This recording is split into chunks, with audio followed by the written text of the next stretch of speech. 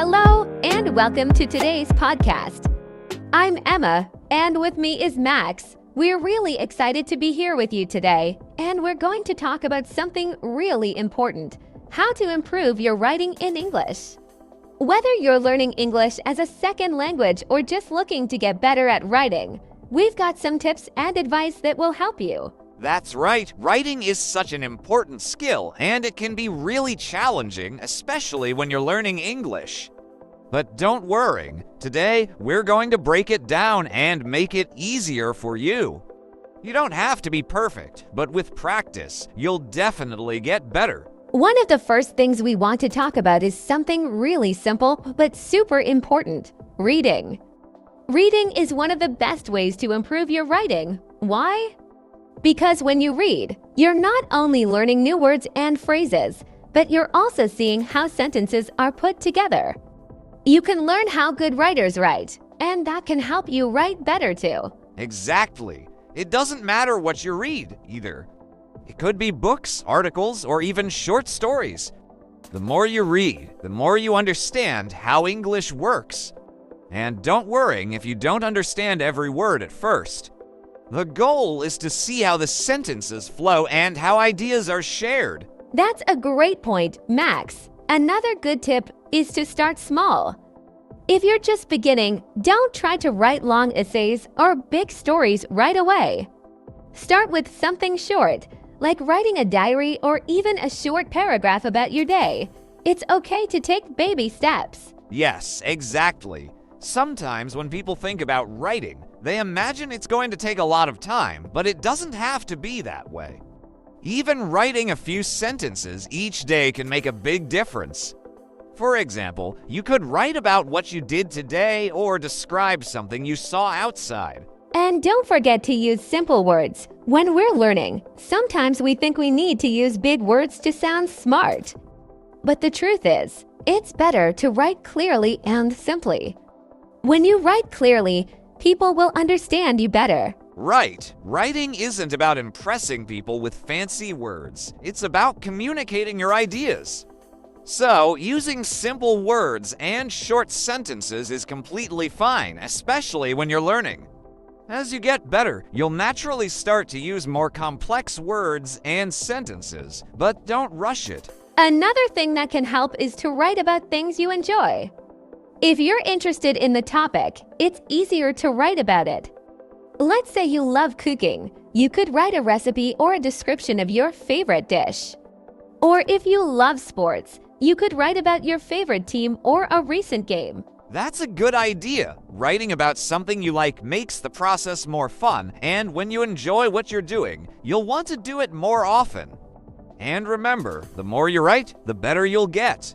Writing is just like any other skill, it takes practice. Another thing that can really help is to pay attention to spelling and grammar, but don't get too stressed about it.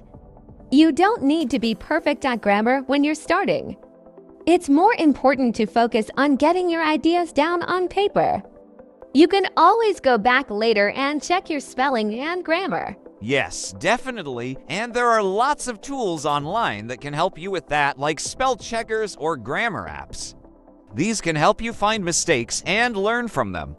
But remember, it's okay to make mistakes. That's how we learn. That's so true. We all make mistakes, even native speakers. What's important is to not let mistakes stop you from writing.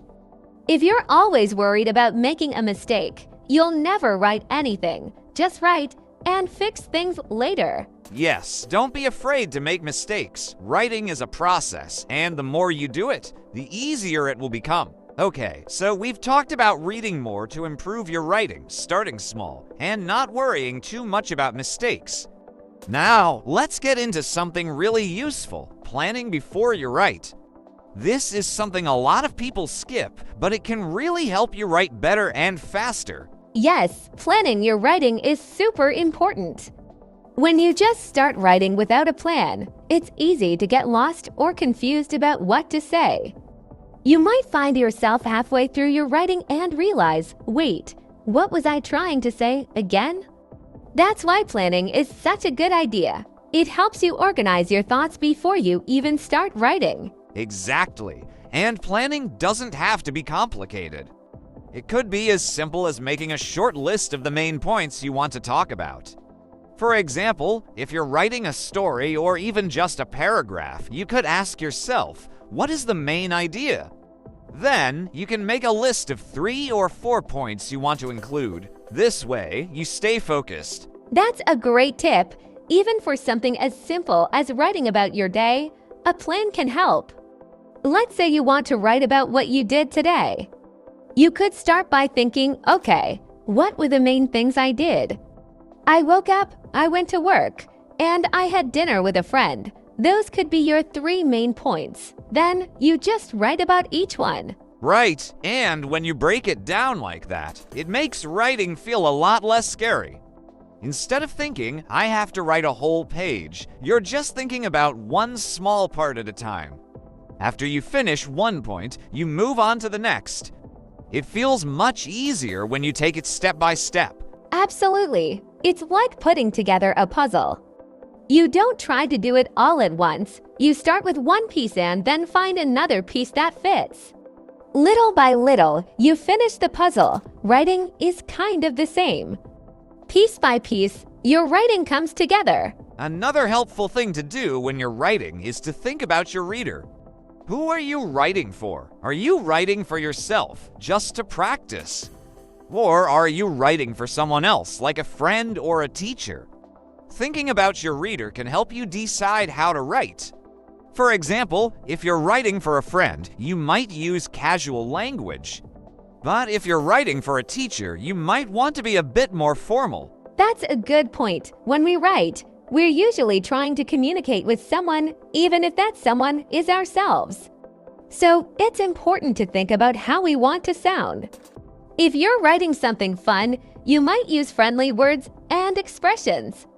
But if you're writing something more serious, like an email for work or school, your language might need to be more professional. It's all about knowing your audience. Exactly. And this brings us to another important part of improving your writing, reviewing what you've written. This is something that even experienced writers do. After you write something, it's really helpful to go back and read it again. This is when you can check for any mistakes or things that don't make sense. Yes, reviewing your writing is so important, but it's something a lot of people forget to do. When you're finished writing, it's tempting to just be done and move on. But taking a few minutes to read over what you wrote can make a huge difference. You might notice that you forgot a word or that a sentence doesn't sound quite right. It's your chance to make your writing even better. And don't feel like you have to fix everything at once. When you're reviewing, you can focus on one thing at a time. Maybe the first time you read it, you just check for spelling mistakes. Then, the second time, you might check if your sentences make sense. You don't have to fix everything all at once. Exactly. And if you're not sure if something sounds good or not, here's a great tip. Read it out loud. Reading your writing out loud helps you hear how it sounds. Sometimes when you read in your head, things seem fine. But when you say them out loud, you realize something is off. Maybe a sentence is too long, or it just doesn't sound natural. Yes, that's such a good tip. When you read out loud, you can catch awkward sentences or places where the writing doesn't flow well. It helps you hear what your reader might hear. And it's okay if you find things you need to change. That's what reviewing is for. Writing isn't perfect the first time. It's a process, and it's normal to revise and make changes. Definitely. And speaking of making changes, another thing you can do is get feedback from someone else. Sometimes it's hard to see our own mistakes, but someone else might notice something that you missed. If you have a friend or teacher who can read what you've written, that can be really helpful. They can give you advice or suggestions to make your writing better. That's so true. Feedback from others can really help you improve, and it doesn't have to be formal. Even asking a friend, "Hey, can you take a quick look at this?" can give you useful insights. They might notice something you didn't think about, like a confusing sentence or a word that doesn't fit. Exactly. And don't feel bad if someone gives you suggestions.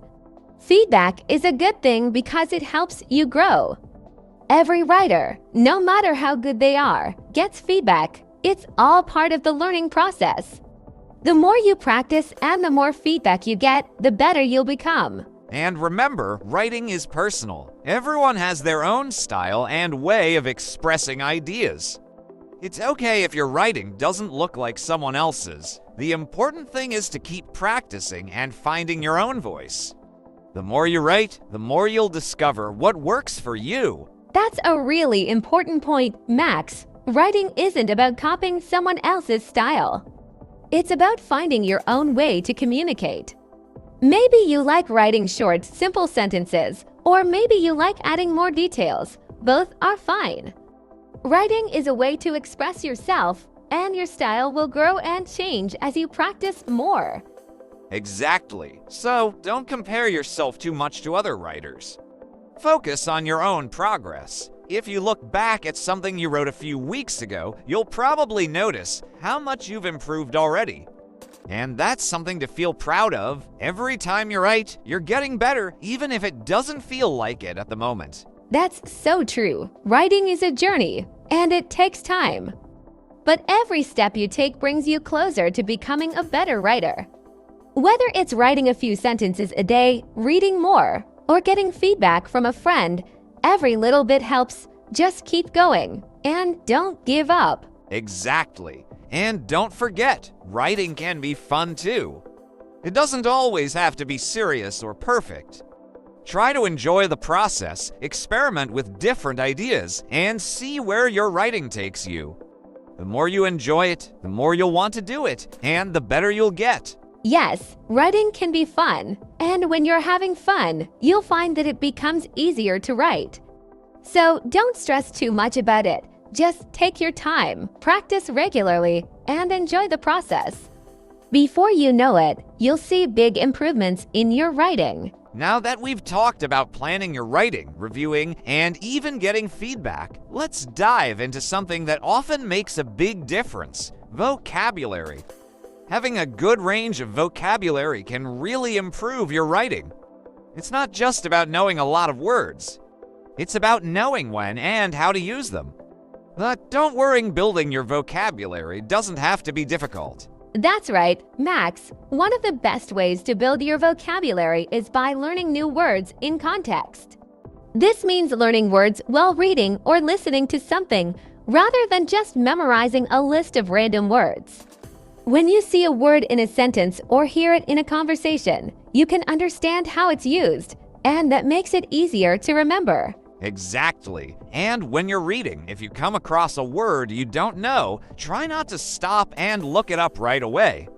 Instead, see if you can guess the meaning based on the rest of the sentence or paragraph. This is called using context clues. For example, if you read, "She was ecstatic when she heard the good news," even if you don't know the word ecstatic, you can probably guess it means something like very happy because of the phrase good news. Yes, that's such a useful skill. Using context clues helps you keep the flow of your reading, and over time, it helps you understand new words without needing a dictionary all the time. And later, if you want to check the word, you can look it up to confirm what you thought it meant. But don't feel like you have to know every word right away. And another tip for expanding your vocabulary is to write down the new words you learn. Keep a small notebook or even use your phone to make a list of words you want to remember. But don't just write the word, write an example sentence with it. This will help you remember how to use the word in real situations. That's such a good idea, Max. Writing the word in a sentence helps you practice using it.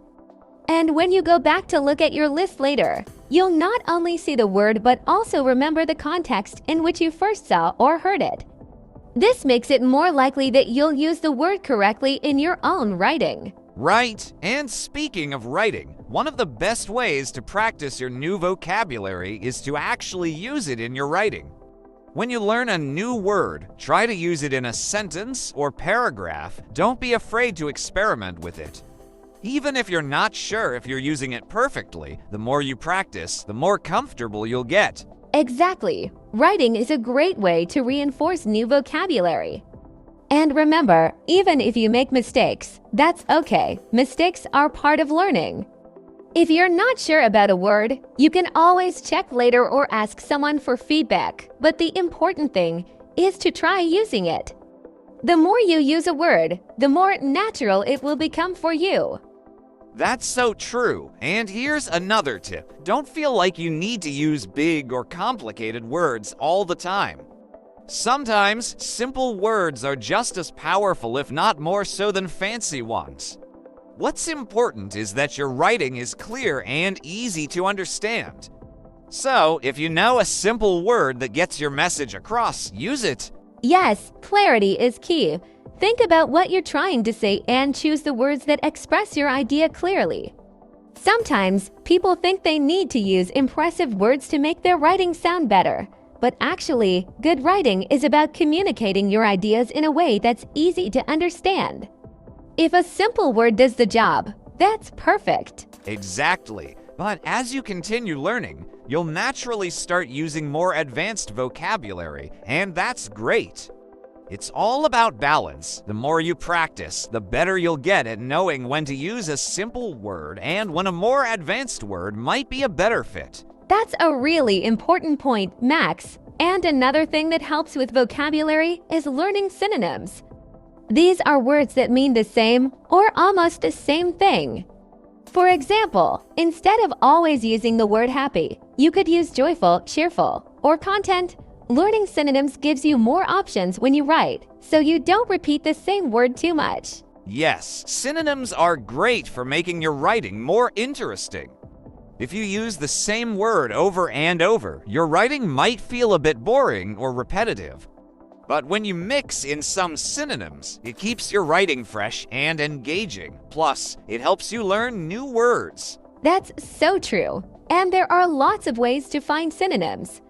You can use a thesaurus, which is a tool that lists words with similar meanings. Or if you're writing on the computer, there are many apps and websites that can suggest synonyms for you as you type. But remember, not all synonyms are exactly the same, so it's good to check that the word fits the sentence you're writing. Exactly. Sometimes synonyms have slightly different meanings or feelings. For example, happy and content both mean you're in a good mood, but content might feel a little calmer, like you're satisfied. So, while learning synonyms is really helpful, make sure the word you choose fits the feeling or message you want to send. Yes, and that brings us to another really important part of writing, tone. Tone is the feeling or attitude that your writing gives. It could be happy, serious, funny, or even sad. The words you choose can change the tone of your writing. For example, if you're writing a letter to a friend, your tone might be casual and friendly. But if you're writing an email for work, your tone might need to be more formal. That's a great point. Knowing your tone can help guide your word choice. If you're writing something serious, you might avoid using too many jokes or slang. But if you're writing something fun, like a story or a letter to a friend, it's okay to use informal language. The tone really depends on who you're writing to and what you're writing about. Exactly. And one way to figure out the right tone is to imagine the person you're writing to. Ask yourself, how would I speak to this person? If it's a close friend, you might use more relaxed language. If it's a teacher or a boss, you might choose more formal words. Thinking about this situation can really help you set the right tone for your writing. That's such a good tip, Emma. And speaking of tone, I think it's also important to remember that writing can show emotion. If you're writing a story or even just describing your day, you can use words that show how you feel. For example, if you had a great day, you might use words like exciting or amazing. If your day wasn't so good, you might use words like tiring or frustrating. This helps your reader understand not just what happened, but how you felt about it. Yes, writing isn't just about facts, it's also about emotions. When you add emotion to your writing, it becomes more interesting and engaging. It makes your reader feel more connected to what you're saying, and this doesn't have to be complicated. Even simple words like happy, sad, angry, or excited can help show emotion in your writing. Exactly. And here's another great tip to improve your writing. Practice describing things in detail. Sometimes, when we're learning, we write very simple sentences like, I went to the park or I ate dinner. That's fine, but adding more detail can make your writing more interesting. For example, instead of just saying, I went to the park, you could say, I went to the park and saw children playing on the swings, and the trees were full of bright yellow leaves. Yes, adding details like that really paints a picture for your reader. It makes your writing come alive. You don't have to write long, detailed sentences all the time, but sometimes adding just a little more can make your writing much more vivid and engaging. Exactly. And describing things in detail helps you practice using new vocabulary too. For example, instead of just saying the food was good, you could say the food was delicious with a rich, creamy sauce. Adding these little details helps you practice using adjectives, which are words that describe things. Yes, and it's also a great way to practice using your senses in writing. When you describe something, think about how it looks, sounds, smells, tastes, or feels. This can help you add more depth to your writing. For example, if you're writing about a trip to the beach, you could describe the sound of the waves, the feeling of the sand under your feet, or the smell of the salty air. That's a fantastic tip. Using your senses in writing makes it more interesting and real for the reader. And it's fun to practice too. You can try describing simple things like your morning routine or what you see outside your window. The more you practice, the better you'll get at using details and creating vivid descriptions. Yes, and remember, writing is a skill that gets better with practice. The more you write, the more confident you'll become. So don't be afraid to try new things, experiment with different words, and explore different styles. Writing is a journey, and every time you write, you're getting closer to becoming a better writer. Absolutely, Emma. Writing can feel challenging at times, but if you keep practicing, reading, and learning new words, you'll see improvement. The most important thing is to enjoy the process and keep going, even if it feels difficult. You're making progress with every word you write. Well, that's all for today.